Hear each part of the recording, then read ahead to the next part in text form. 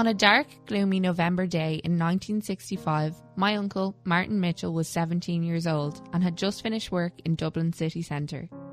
It was a miserable day. Rain was pelting onto the ground, but Martin could not afford the bus home. He decided to walk to Ballyfermot, where he lived with his mother, father and 7 siblings. He eventually got to that cramped family home, and within 2 hours, he was dead. Martin's kidneys had stopped working weeks previously. His lungs had filled with fluid and his body had given up. He died completely unaware that he had a rare genetic disease that would go on to take the life of his little brother, his mother, and change the lives of even more. Martin had Alport syndrome, a rare inherited renal disease. I'm going to talk to my family about how this disease has affected them and try to find out more about this remarkably rare syndrome. I want to learn about the illness that has cursed my family for many years, and remember all of the extraordinary people I never got a chance to meet as a result of this. Do you want to go for tea? Oh, thanks.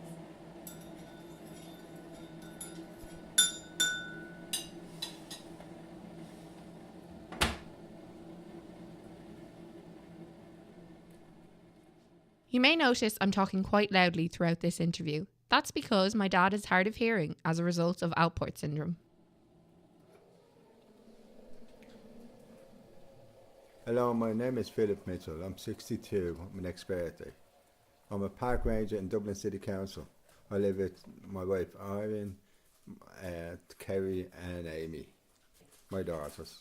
Where are you from? Ballyfermot. And I went to school in Ballyfermot until my mother died from kidney disease.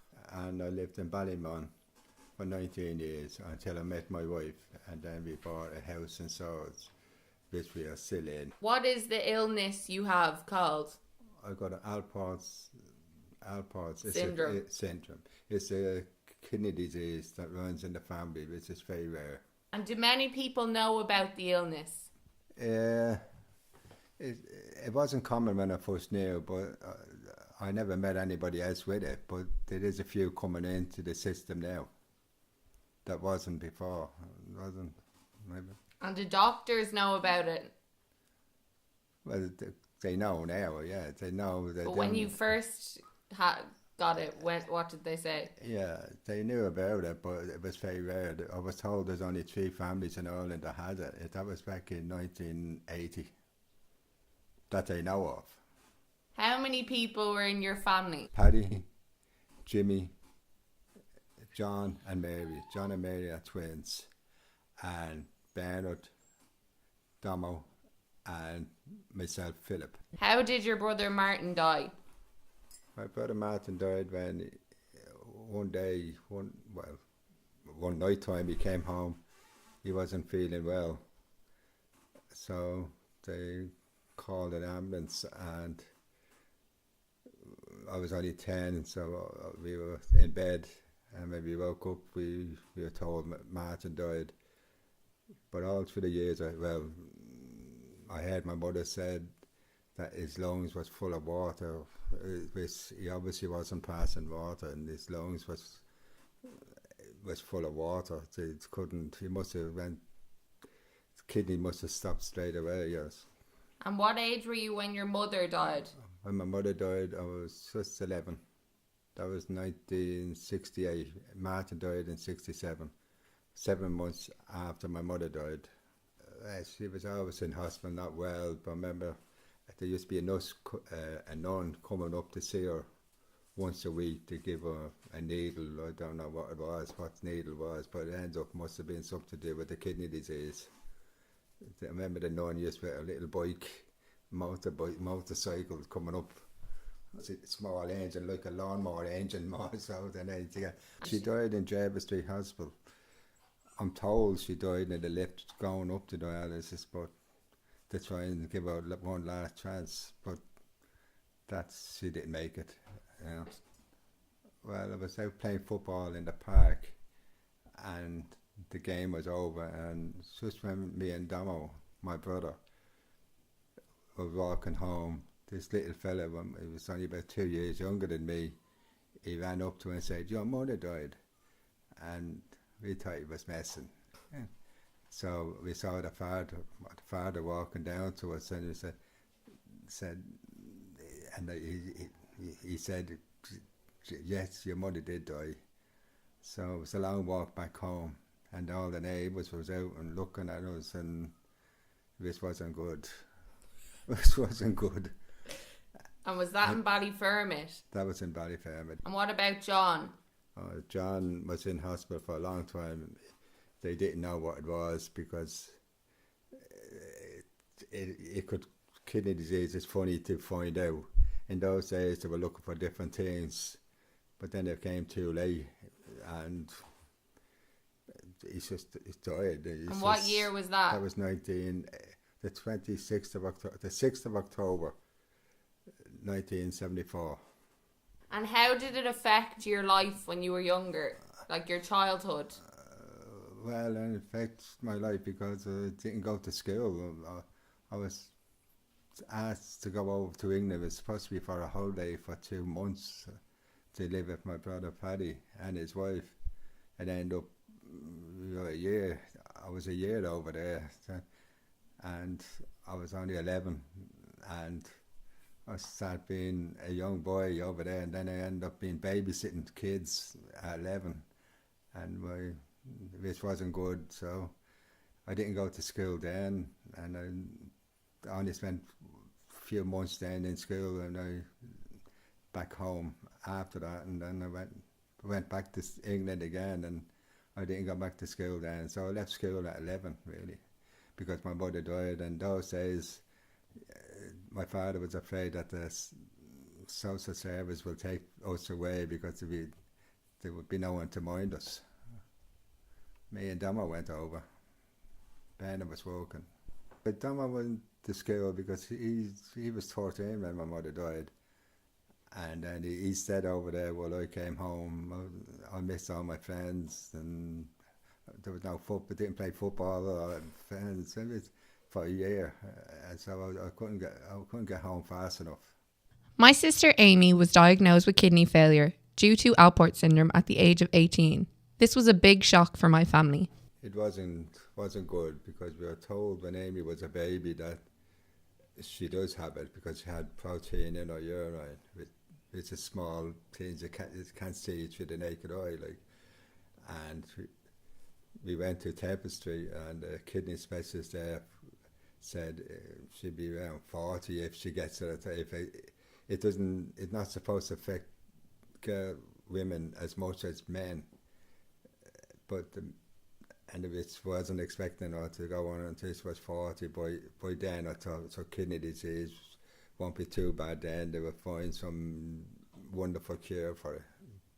But she went on at 18, which was a big surprise. She was unlucky. That's the way it was, you know. Alport syndrome has always been an important factor in my life. I knew it was the reason my dad had to go to the doctor so often and why my sister had to drop out of college. But I never knew about the technical side. I decided to go to Beaumont Hospital to interview my family's nephrology doctor, Dr. Mark Denton. There's 17 there, is it? I spent a lot of my childhood in the corridors of this hospital. I would regularly go to appointments with my dad during school holidays and visit my sister when she had a number of operations. I have a strange relationship with this place. It's oddly nostalgic. Like as a coping mechanism for all the sickness and sadness going on around me, Beaumont Hospital became a safe space where the people I loved went to get better. I would say it's probably maybe, of all people on dialysis, it's 0.5% to 1% of those. It's a condition that passes down in families. That's also known as an inherited condition. And it is a genetic defect, should we say, that leads to an abnormal protein that is seen in the filtering units of the kidney called glomeruli. And type 4 collagen in Alport syndrome, there's an abnormality of that protein. It ultimately might be picked up by seeing a bit of blood in the urine and a bit of protein in the urine when the urine is dipped with a dip known as a dipstick. A urinalysis is the term for that. And then blood tests may be done which show that the kidney function is not 100%. Patients with Alport syndrome may head on to dialysis. And in others, it can also lead to a hearing abnormality.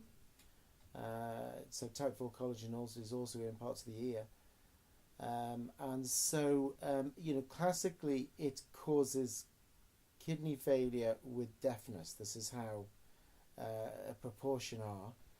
But not everyone, and it might not affect hearing in a proportion of patients. Just causes causes kidney failure.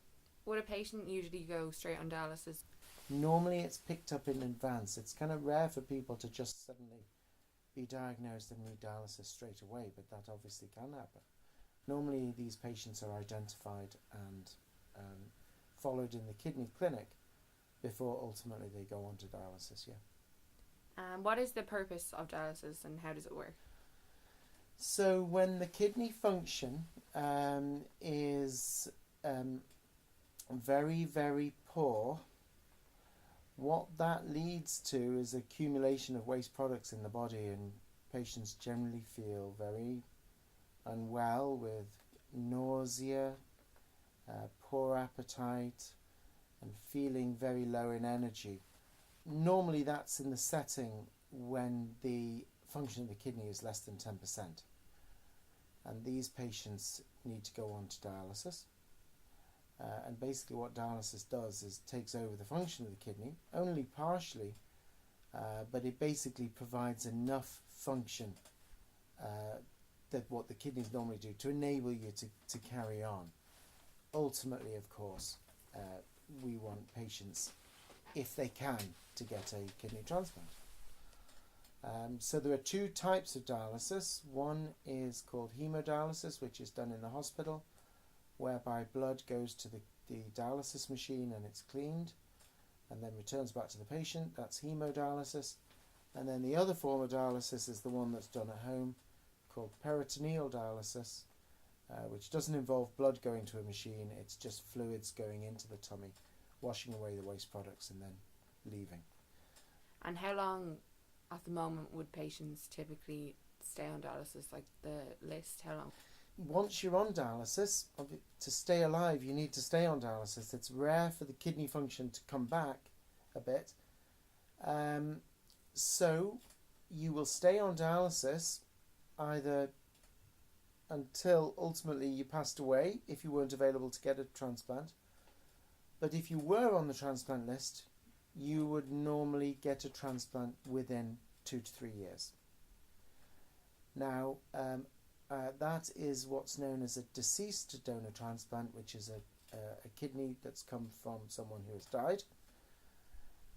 If there is a relative who can donate, a relative or a close friend who can donate a kidney, then the patient may be able to get that transplant much sooner and not be on dialysis as long. And would the deceased transplants be more common? 20 to 30% of the transplants are done from living people, and the remaining would be deceased donors. So the deceased donor transplant is more common, but there are certain countries where it's actually more common for living donation. And the different transplant units would vary in terms of the percentage of transplants done through living donation versus deceased donation. And how long typically would a transplanted kidney last? The average number of years that 50% of the kidneys would, and that is approximately 15 years.